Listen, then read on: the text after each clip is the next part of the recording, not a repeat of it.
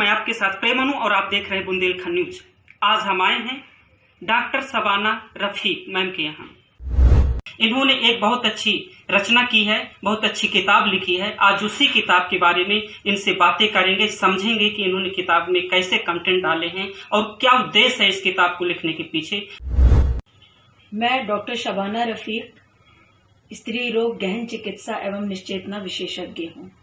मैं यहाँ पर बांदा में 1982 से कार्यरत हूँ। मेरा अपना हॉस्पिटल है, Lucknow medical centre private limited, जिसको कॉमनली लोग जो है रफीक नर्सिंग होम कहते हैं। मेरा वैसे तो पूरा टाइम मेरा अस्पताल में ही बीतता है, लेकिन बचपन से मुझे कविता लिखने का शौक था, जो पहले लखनऊ में मैगजीन में पुस्तकों में छपती थी। उसके बाद मैंने अपना पहला काव्य संकलन मरुस्थल का नीर लिखा और मेरा परम सौभाग्य है कि उसमें हमारे पूर्व प्रधानमंत्री कवि अटल बिहारी वाजपेयी का शुभकामना संदेश है, क्योंकि उसकी प्रतिलिपि उन्होंने पढ़ी थी और बहुत पसंद की थी उस समय जब वो स्वस्थ थे, लिखते पढ़ते थे। उसके बाद मैं लिखती गई। ये होता है एक्चुअली कि आदमी की प्राथमिकताएं होती हैं अपने जीवन में। एक समय होता है जब वो पढ़ता लिखता है, जिसको हम ब्रह्मचर्य कहते हैं, पढ़ता है, पढ़ाई में अपना कैरियर बनाता है, वो 25 साल का। 25 साल के बाद हमारा गृहस्थ जीवन होता है, जिसमें हम अपना व्यवसाय चलाते हैं, अपने बच्चे पालते हैं, उनको पढ़ाते लिखाते हैं और उनको अपने कैरियर में सक्सेसफुल बनाते हैं। लेकिन उसके बाद जो गृहस्थ जीवन होता है, गृहस्थ के बाद आता है वानप्रस्थ। वो ये समय होता है जब हमने 50 साल में जो कुछ भी अर्जित किया है उससे हम समाज को कुछ देना चाहते हैं। मेरा प्रथम काव्य संकलन मरुस्थल का नीर तो बहुत पहले छप चुका था। ये वाली जो कृति है मेरी, ये अलग है। इसको मैंने उर्दू और हिंदी दोनों में लिखा है। आप एक साइड से खोलेंगे तो सारी कविताएं और नज़में जो है वो हिंदी में है। उसी को जब आप इधर से खोलेंगे तो वही उर्दू में है, क्योंकि मेरे विचार से उर्दू और हिंदी वो सगी बहनें हैं, जिनका जन्म जो है वो एक ही घर में हुआ है, लेकिन वो अलग अलग घरों में ब्याह दी गई हैं और अपना दायित्व निभाती हैं। उर्दू केवल हिंदुस्तान और पाकिस्तान में है और ज्यादातर कहीं भी नहीं है, और देशों की अलग भाषाएं हैं। मेरे हिसाब से मैम ये एक अहम विचार है कि हम जैसे भाषा को लेकर एक साथ चल रहे हैं, वैसे हमें समाज में भी एक साथ मिलजुल के चलना चाहिए। जी हाँ, बिल्कुल, ये तो है ही। समाज में देखिए, धर्म तो एक सबसे बड़ा धर्म मानवता होता है, और मेरा विचार ये है कि हमारा जो भी धर्म है, हिंदू है, मुस्लिम है, सिख है, ईसाई है, जैन है, पारसी है, वो हमारे घर के अंदर होना चाहिए। लेकिन एक बार जब हम घर के दरवाजे से बाहर निकलते हैं, हमारा धर्म केवल मानवता है और हम केवल भारतीय हैं। मैम एक सवाल और उठता है कि पहली बार कब आपके अंदर एक रचनाकार जन्मी, कब आपको लगा कि कविताएं लिखना चाहिए? हाँ, मैं थोड़ा सा हिस्ट्री बताना चाहूंगी। मेरे दादा डॉक्टर गयासुद्दीन डॉक्टर थे, हमारी तरह के डॉक्टर थे, और वो सीएमओ सीतापुर रिटायर हुए थे। वो साल में एक बार मुशायरा कराया करते थे।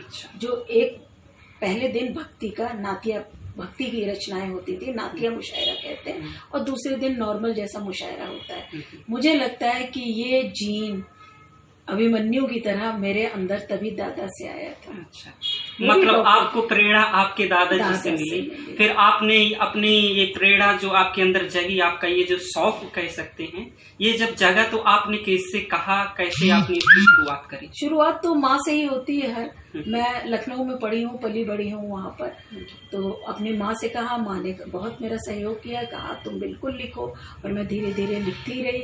उस समय क्योंकि पढ़ाई का टाइम था, मुझे पढ़ना था, मेडिकल का एग्ज़ाम क्लियर करना था, और एक बार जब मेडिकल की पढ़ाई में आ जाते हैं तो यदि आप सिंसियरली पढ़ रहे हैं तो सर उठाने का भी टाइम नहीं होता।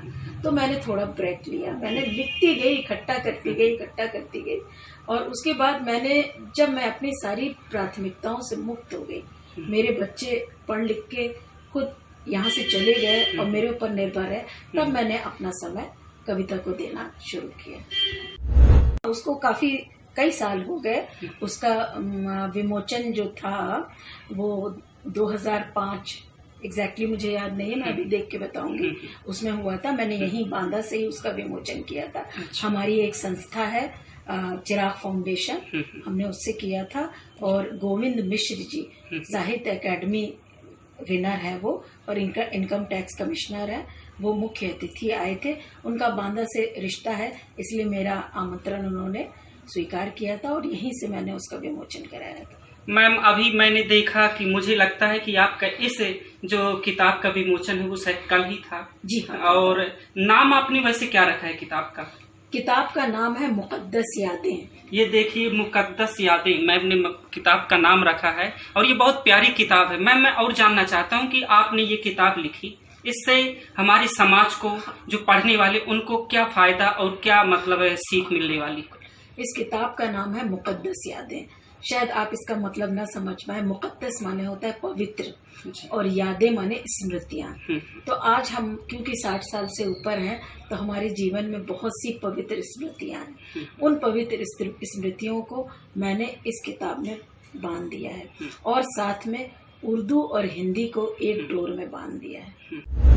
एक मोटो बनाना चाहिए। मोटो का मतलब होता है जीवन मंत्र।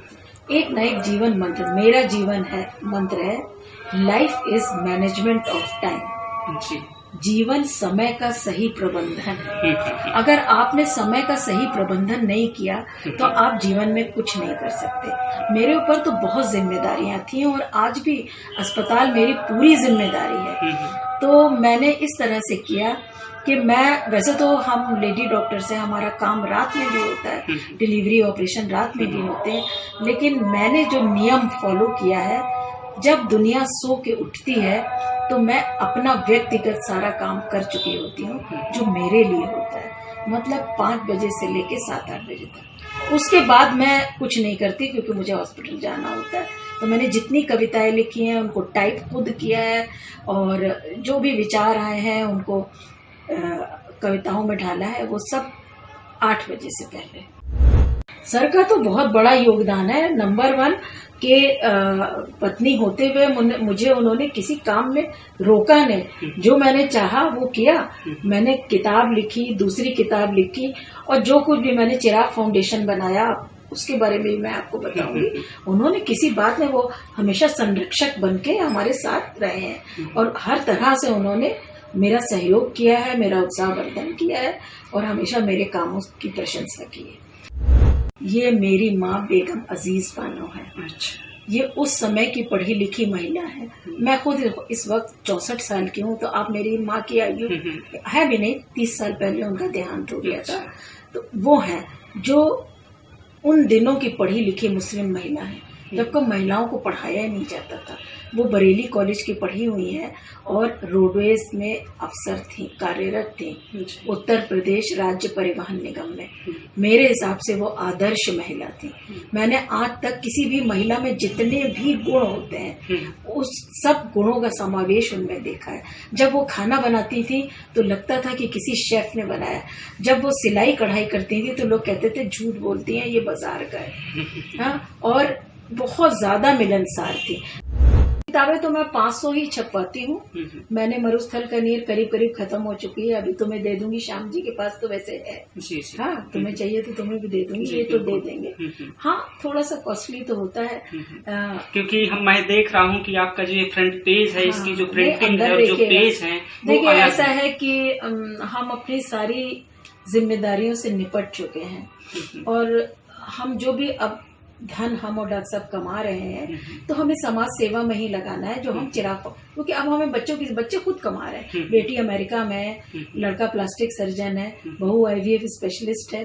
तो सब अपनी अपनी जगह बिल्कुल संपन्न, सुशिक्षित, सुसंस्कारी सब बच्चे हैं। ये भी मेरा सौभाग्य है। तो हाँ, थोड़ी कॉस्टली है। लेकिन ये है कि अगर मैंने कोई धन कमाया है और मेरे पास कुछ धन है तो मैं उसे किसी सार्थक काम में ही लगाऊंगी। तो ये आपकी आने वाली रचना है? हाँ, सिमटता वटवृक्ष, सत्य का निधन। और इधर मैंने कोरोना पे बहुत लिखा है। अच्छा। तो मेरी तीसरी किताब है कोरोना तेरे काल में। जी।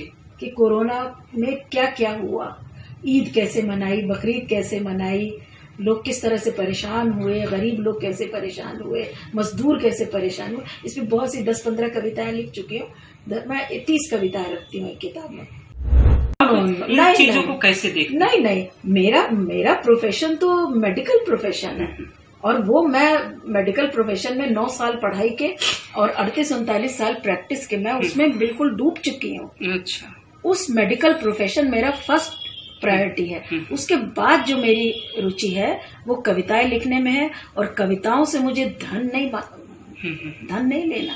मैंने कभी अपनी किताब बेची नहीं, इस पे मूल्य लिखा हुआ है, मैंने हमेशा गिफ्ट की है, भेजी है, लाइब्रेरीज में दी है, स्टूडेंट्स को दी है, गिफ्ट करी है स्टूडेंट्स को, इनाम में दी है, लेकिन मैं इसका व्यावसायिक प्रयोग कभी नहीं करूंगी।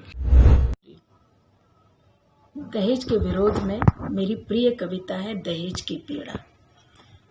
बाबू तुम्हें क्या मिला, बाबू तुम्हें क्या मिला मुझे दहेज देकर, बाबू तुम्हें क्या मिला मुझे दहेज देकर, मेरी आकांक्षाओं की लाश पे लाखों गवाए, दुनिया को ढोल बाजे सुनाए, बहुमूल्य गहने मेरे तन पे सजाए, लग्जरी कार के 4 पहियों पर अपने बोझ को दूसरे का बोझ बना दिया, और मुझे आजन्म भिखारन।